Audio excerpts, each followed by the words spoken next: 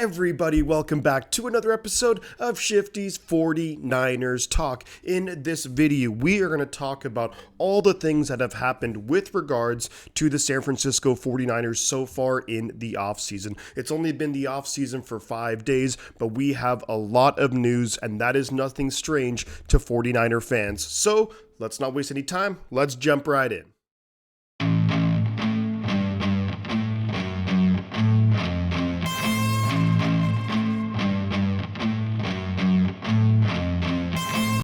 The first thing that I want to talk about, of course, is going to be saying just a huge congratulations to Demeco Ryans becoming head coach of the Houston Texans. You know, Demeco Ryans initially was drafted into the NFL by the Houston Texans, and that's where his NFL career started, and I think it makes a lot of sense for him to go back there. Now, with San Francisco, Demeco Ryans, absolutely fantastic. I couldn't speak more highly of a coach, and it's really going to be a bummer to miss and to not have Demeco around anymore, but at the end of the day, you always wish someone well when they move forward in their career. I think he will do a good job in Houston, but boy, does he have a job on his hands there, because they have just been a mess for quite some time, but I think he's up to the task. Now, when we move on back to the 49ers, we have a hole at defensive coordinator. The number one guy a lot of people talked about, Vic Fangio, has officially been hired by the Miami Dolphins. So where does that leave the 49ers with regards to candidates? Well, to me, there's three guys who've emerged in the media as the favorites for the job.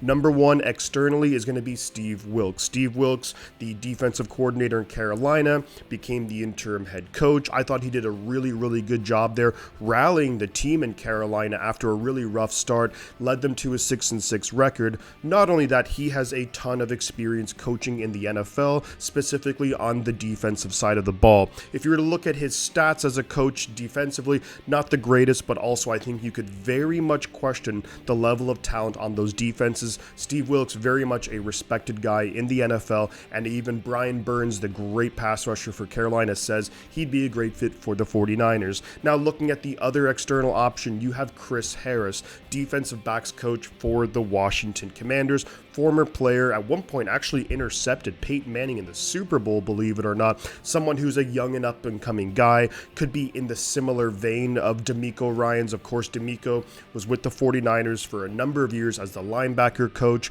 worked his way up to defensive coordinator.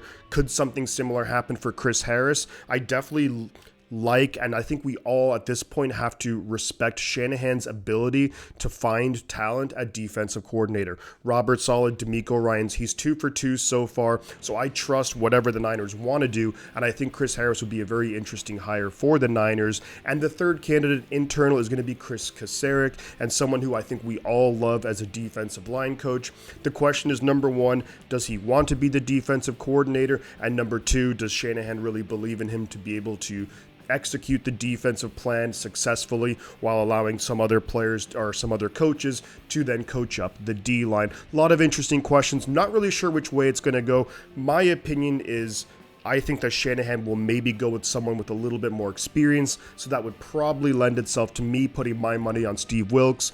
But, you know, I've been wrong many times before, and I'll be wrong again. Now, moving on to our next topic, it's a little bit of controversy, and that's going to be about Jimmie Ward and his comments about Kyle Shanahan.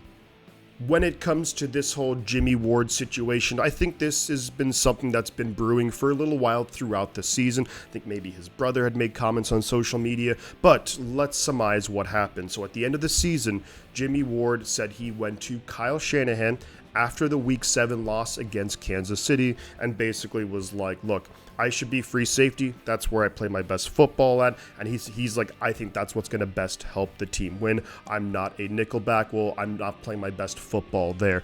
And what was Kyle Shanahan's response? And of course, in all this, I'm paraphrasing. Shanahan's response, according to Jimmie Ward, was, well, if you want to play free safety, you are going to ride the bench. And obviously, that's a pretty harsh answer. But also, at the end of the day, these are grown men, you know, and playing a grown man's sport. So it is what it is. Now, let's try and look at it from the outside perspective when it comes to this whole thing. Jimmie Ward was hurt in training camp. The Niners bring in Tashaun Gipson Sr., of course, a very longtime veteran in the NFL who's played in this style of defense and has proven to play pretty well, and he did prove that this whole season. Now, Jimmie Ward came back from his injury, it was a high ankle sprain, in week 5 against Carolina. Within 2 plays in that game, Jimmie Ward breaks his hand and he's out for the rest of that game, and I believe he misses week 6 against Atlanta. What also happens though in week 5, and a big thing which I think actually has a huge impact on Jimmie Ward, is the fact that in week 5, unfortunately, we lost Emmanuel Moseley for the season. Now, because we lost Emmanuel Moseley for the season, and we had Deommodore Lenoir filling in at nickelback, that then forces Lenoir to play outside. We also have Mooney Ward outside. We had Hufanga and Gibson Sr., and then Jimmie Ward's going to fill in the nickel role. Now, I believe that if Moseley did not get hurt, I think the best 5 players out there would have been probably Jimmie Ward and Hufanga at safety, and then you have Mooney Ward, Moseley, and Lenoir at your cornerback positions. Now, but the whole Moseley injury, that's what changed everything. So when it came back, and I'm thinking when it came to week 7 and beyond, my guess, just speculating, is Kyle Shanahan went to Demeco, or Demeco went to Kyle and was like, who are our 5 best safety, are basically defensive backs who we can have out there?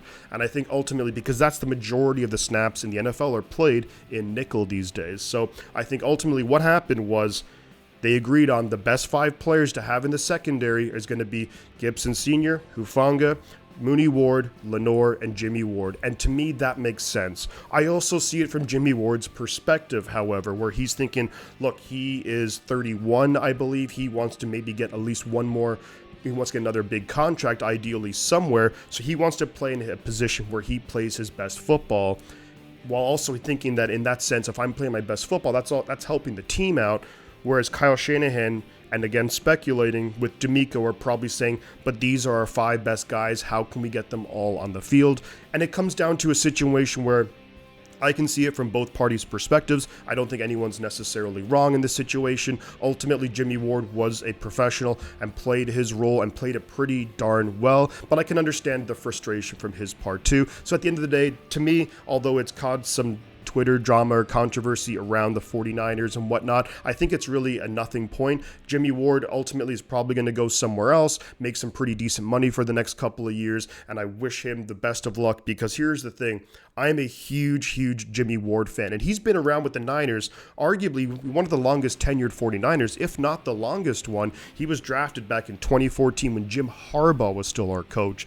So to sum it all up, I love Jimmie Ward, think he's a great player, love his passion, his aggressiveness, his competitiveness, physicalness, all the trash talking. I absolutely love him as a player, and wish him nothing but the best of luck moving forward, and just a shame that sometimes it had to end on a little bit of a sour note. Alrighty, so let's finish out recapping the offseason so far with some pretty positive news. Now, of course, we know the brutal injury that Brock Purdy had in the NFC Championship game. Well, the good news is, at least if you want to look at it this way, a glass half full, is that according to John Lynch, is that it's going to be a 6-month rehab, which would basically, when you look at a timeline, would put him on track for just about the beginning of August. So, right in the thick of training camp and preseason. Now, to me, I think he's going to be eased back in. You don't want to take any risks. So ultimately, what I think is going to happen with a guy like Brock Purdy is that he will be put on IR to start the season, which would put him out for the first 6 weeks, just to really give him that extra time. The beautiful thing is we do have a guy like Trey Lance, who I think is our franchise guy. Love everything that Brock Purdy did. He was absolutely fantastic. But to me, Trey Lance is the face of the franchise moving forward. And the good news with him is that in a couple of weeks or so, he'll be out of a walking boot, and he should be a full go when it comes to 49er offseason activities. Now we're going to have Christian McCaffrey. We're going to have all these weapons with Trey Lance, and I just really can't wait to see what we can dial up offensively with Trey Lance. But that's some good news. Plus, we do have our long-term backup in Brock Purdy. You might have Purdy and Lance battle it out, but not the 2023 season. I think that Purdy is just going to be way too far behind for that. So if you're the 49ers, you're probably going to look in the meantime, while Purdy's out for those first 6 weeks, you're going to probably look to bring in a veteran guy. Maybe you bring in a Nate Sudfeld, who is familiar with the organization and the offense. Perhaps you go the route maybe of someone like a Mike White with the Jets, who played in a similar offense under Mike LaFleur there, although he has has his own health concerns. Then you look at maybe like an Andy Dalton, someone who has a ton of experience playing in the NFL and played quite a bit last year too. So there are options out there for the 49ers. Plus, you maybe look later in the draft at a guy like Max Duggan out of TCU to bring in and just develop as a long-term backup as well. But I think the 49ers are in relatively good position when it comes to the quarterback position, and I really just love and I think that this offense is going to thrive under Trey Lance. The last little bit of news, and maybe this is more rumor than anything, is that apparently Nick Bosa is not necessarily demanding to be the highest paid defensive player or edge player or what have you.